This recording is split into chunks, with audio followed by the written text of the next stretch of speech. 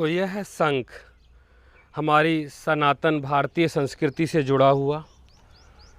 वैसे तो शंख दक्षिणावर्ती, वामावर्ती, मध्यावर्ती या दक्षिणामुखी, वामामुखी, मध्यमुखी, ऐसे अलग अलग नामों से जानते हैं। और शंखों के बहुत सारे नाम, पंचजन्य शंख से लेकर के अलग अलग महाभारत काल में भगवान कृष्ण का, भगवान अर्जुन का, भीष्म पितामह का आपने सुना होगा कि उनका शंख बजा। और शंख जब बजता है तो शंख की ध्वनि हमें एक सकारात्मक, एक पॉजिटिव एनर्जी और एक उत्साह, जोश, क्रांति, हर प्रकार जैसा आपका भाव होगा वैसे ही आपको ये फीलिंग कराएगा। आज इस कोरोना महामारी के चलते लोग कितने बड़े तनाव से गुजर रहे हैं। श्वसन तंत्र को ठीक रखने के लिए डॉक्टर्स कहते हैं रेस्पिरोमीटर, एक रेस्पिरोमीटर आता है, उसमें 3 बॉल्स होती हैं, ऐसे फूंक लगाते हैं तो बॉल्स ऊपर को उठती हैं फिर नीचे जाती हैं, तो उसमें फूंक लगाने का एक सिस्टम होता है। तो डॉक्टर्स तो उसको बताते हैं कि रेस्पिरोमीटर में फूंका करो। लेकिन यदि जो व्यक्ति अपने आप के लंग्स की कैपेसिटी को बढ़ाना चाहता है, अपने श्वसन तंत्र को मजबूत करना चाहता है, तो वो इस शंख का, ऐसे एक ये शंख है, ये अभी मैंने जगन्नाथपुरी से ऐसे ही मंगवा लिया था, हमारे एक मित्र ने मुझे भेजा, भेंट किया, तो हमने सोचा क्यों ना इसका भी एक सुंदर, एक अच्छा मैसेज पूरे समाज में जाए।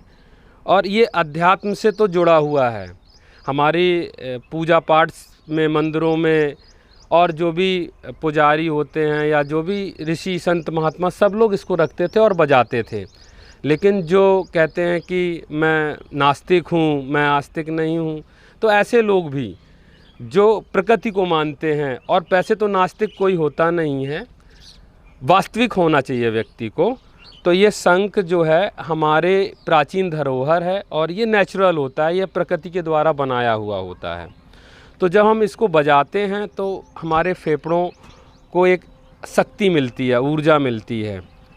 तो कोई भी इसको बजाए, मतलब एक व्यायाम के रूप में भी इसका प्रयोग कर सकते हैं, पूजा पाठ के रूप में प्रयोग कर सकते हैं, तो कैसे भी इसको।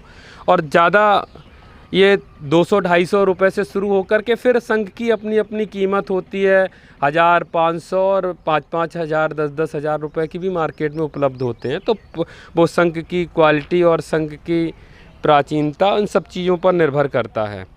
तो शंख अगर आप 4-5 बार रोज़ बजा लेते हैं तो ये शंख आपके स्वास्थ्य के लिए बहुत अच्छा है। और अभी आप देख पा रहे होंगे, ये अभी नया ही मंगाया, अभी इसका स्लिप भी नहीं निकल पाया है, तो अच्छा है, बढ़िया से। ये वाला कौन सी वैरायटी का है? ये दक्षिणावर्ती शंख है, तो ऐसे दाहिने हाथ में पकड़ करके ये बजाया जाता है। किसी को अगर लेना हो ये वाला शंख, इसकी क्या कीमत, कितने तक में मिल जाता है? अब ये जगह के साथ, हमें तो एक लोगों ने ये भेंट किया है, तो मैंने बताया ना कि अब ये बड़ा शंख है, तो मुझे लगता है इसकी हज़ारों में कीमत होनी चाहिए। अच्छा। तो हाँ, ऐसे तो ये मतलब प्राकृतिक चिकित्सा का हिस्सा है ये?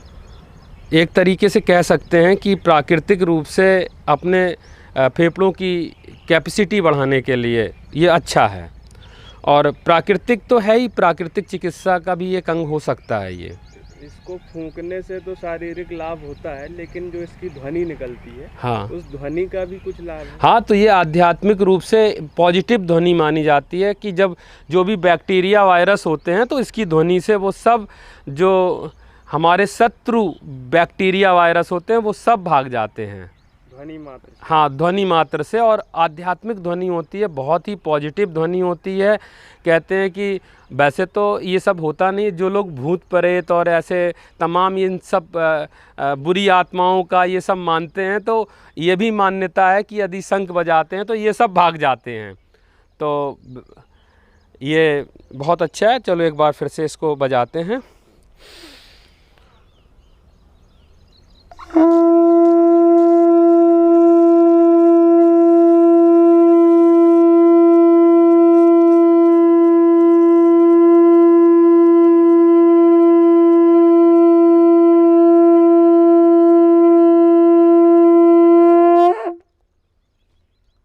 ये जो शंख है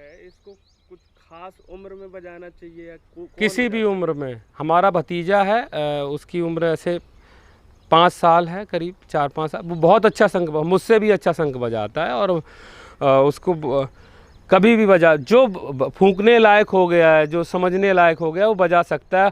और बूढ़े से बूढ़े व्यक्तियों को, मैंने जो पुजारी मंदिरों में होते हैं जिनकी उम्र 80 साल 90 साल, एक तो 100 साल के व्यक्ति थे, मैं शिविर करने गया था, मुझे ध्यान आ रहा है अदलपुर के पास में कहीं, तो वहाँ पर वो शंख बजाते थे। तो इसकी कोई उम्र सीमा नहीं है, कोई भी बजा सकता है। अच्छा, जो दमा और श्वास के रोगी होते हैं वो ये बजा सकते हैं, या उन्हें बजा सकते हैं तो किस सावधानी के साथ? नहीं, कोई बजाना है बस, सावधानी इसमें क्या है, बजाना है। श्वास के रोगी हाँ, बजा सकते हो और उनको फ़ायदा मिलेगा, क्योंकि जब फूंकते हैं ना श्वास और फिर श्वास लेते हैं तो इससे एक प्राणायाम होता है जिसको कहते हैं भस्त्रिका प्राणायाम। मतलब वैसी कोई रोक नहीं है कि कोई फला बीमारी का व्यक्ति? नहीं, कोई नहीं, सब बजा सकते हैं। हार्ट के पेशेंट भी इसको बजा सकते हैं, सब कोई बजा सकता है। सबके लिए लाभकारी? सबके लिए लाभकारी है। जो व्यक्ति जीवित है, श्वास ले रहा है, वो सब इसको बजा सकते हैं। महिला, पुरुष, बच्चे, जवान, बूढ़े, उम्र की कोई सीमा नहीं, जेंडर की कोई सीमा नहीं, मतलब सभी के लिए। सबके लिए हाँ। औषधि है एक प्रकार की। हाँ, बहुत बढ़िया ये शंख है। यह शंख जो है ताकत से नहीं बजता है, बस थोड़ी सी टेक्निक की ज़रूरत होती है। अच्छा श्वास भरना है, और श्वास को कैसे, इसमें जो ये छिद्र होता है, इसमें अपने होठों को बहुत अच्छे से फिट करते हैं और ऐसे इस तरीके की आवाज़ निकालते हैं। तो ये आवाज़ जो है शंख में अंदर जा कर के एक बहुत अच्छी ध्वनि का रूप लेती है। तो ऐसे नहीं फूंकना है, थोड़ा सा हल्के से इस तरीके की आवाज़ जब निकालते हैं तो वो आवाज़ जा कर के बहुत अच्छे से बजता है ये शंख।